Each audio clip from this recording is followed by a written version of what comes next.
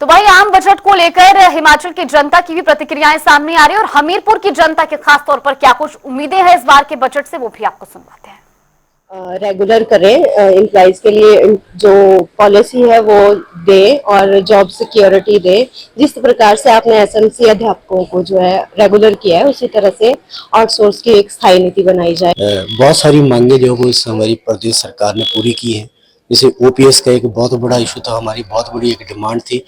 मैं माननीय मुख्यमंत्री जी का, प्रदेश सरकार का धन्यवादी हूँ कि इन्होंने ओपीएस को लागू किया है और 1,36,000 एम्प्लॉइज को इससे फायदा हुआ है।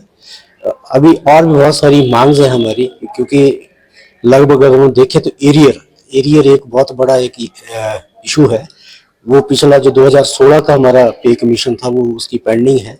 तो मैं रिक्वेस्ट करूंगा प्रदेश सरकार में कि जैसे ही हिमाचल प्रदेश सरकार अपना बजट जो उनका अनुपूरक बजट जो 2025-26 के लिए पेश होने जा रहा है। आउटसोर्स कर्मचारी होने के नाते यही आग्रह करना चाहूँगी कि मेरे शिक्षा विभाग के जितने भी आउटसोर्स कर्मचारी हैं उनके लिए भी एलडीआर जो पॉलिसी है वो लागू की जाए और साथ में हमारा मानदेय भी बढ़ाया जाए। और सर मैं चाहती मतलब सारे आउटसोर्स कर्मचारी चाहते हैं कि हमारे लिए एक स्थायी नीति भी बनाई जाए।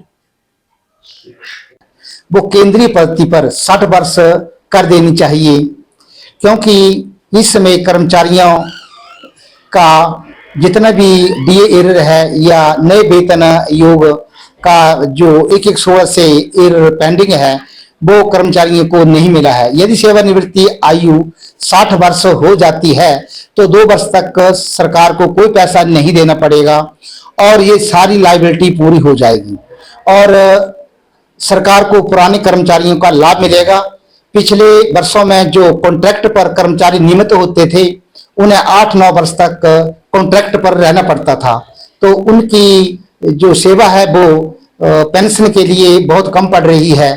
तो उनकी भी पेंशन योग्य सर्विस हो जाएगी और जितने भी चतुर्थ श्रेणी कर्मचारी हैं वो 58 से 60 वर्ष की आयु के लिए न्यायालय में जा रहे हैं, तो उनकी भी ये मांग पूरी हो जाएगी।